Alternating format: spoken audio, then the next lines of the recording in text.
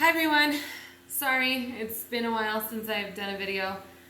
I have been fighting a cold, and we also had friends from out of town here for like a week, which was amazing.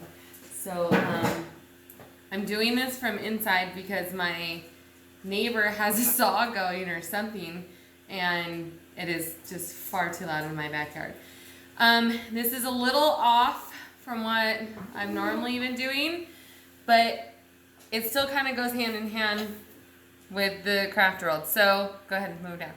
My daughter's helping me. So I had this picture. I live in Arizona, so I love cactuses. I think I have two of them. I love this picture. But it had like an old like oak frame on it, and it's so not my style. So I chalk painted the frame with an off-white.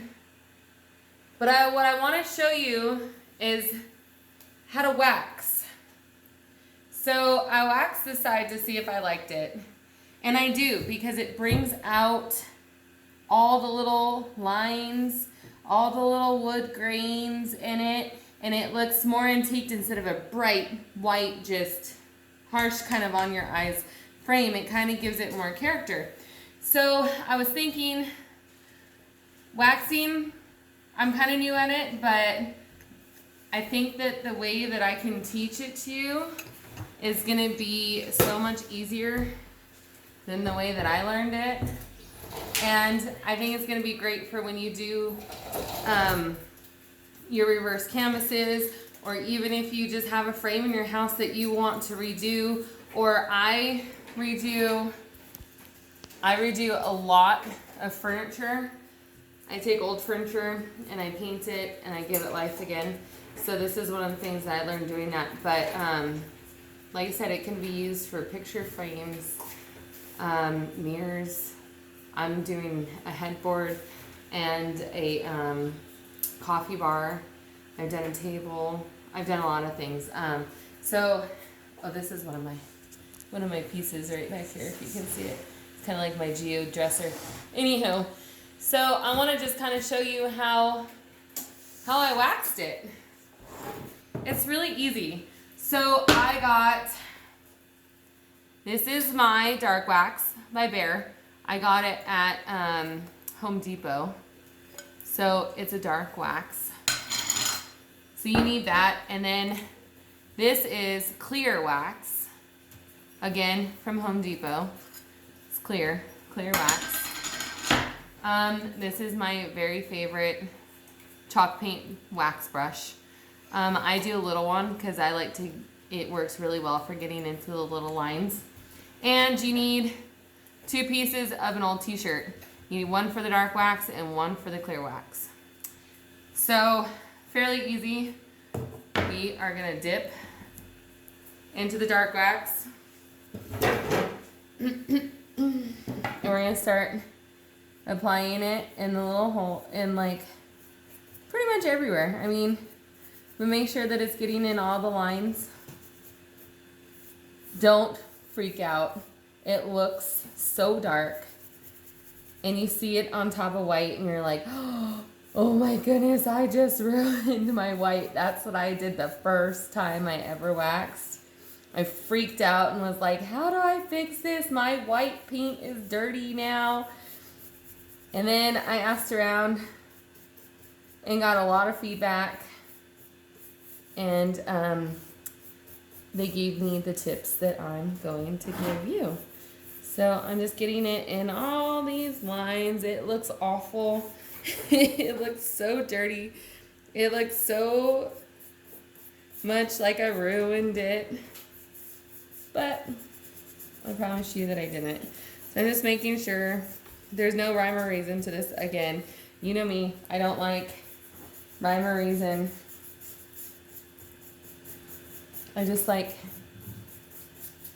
stuff that I can do easily without rules. Okay. So I pretty much have the dark wax on there. I'm gonna brush on my dark wax. So take your dark wax t-shirt. It has to be a t-shirt or a lint-free brush. You don't want anything that's gonna leave lint on. And you're just kind of gonna wipe off the wax, but at the same time, kind of blend it in. And again, it still looks filthy dirty, like you just dipped it in the mud. It looks awful. But this is where your white wax comes in. So you're gonna take your white wax. I just use 2 fingers. Dip my cloth in my white wax. I'm sorry, clear wax. In your clear wax, you're gonna go over it.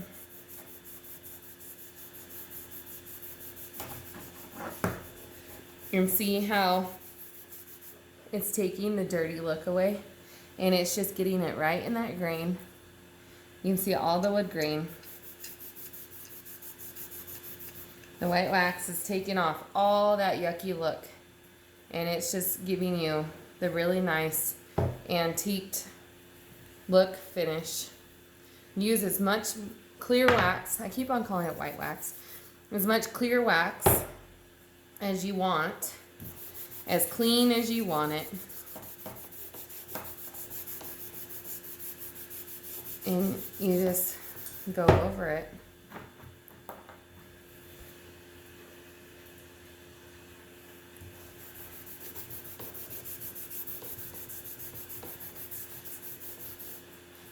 And if you feel like right here, it's not really coming off, it's kind of just like I have too much, get a cleaner piece like that.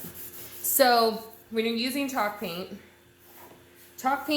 is amazing for if you wanted to blend colors together, or if you want that like matte chalky finish.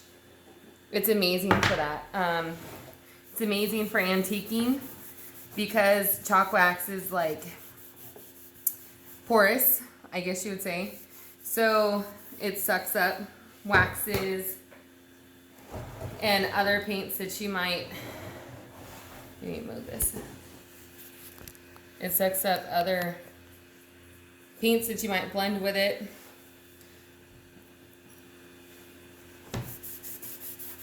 But chalk paint on something that's going to have some wear and tear, it needs to be sealed.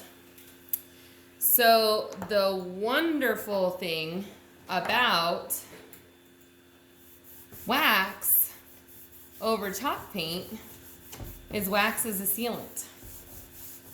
So I'm kind of doing double time here, and I'm antiquing my frame, but at the same time I am sealing my chalk paint.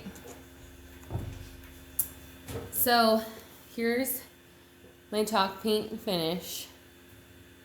You can see all the lines, all the wood grain, versus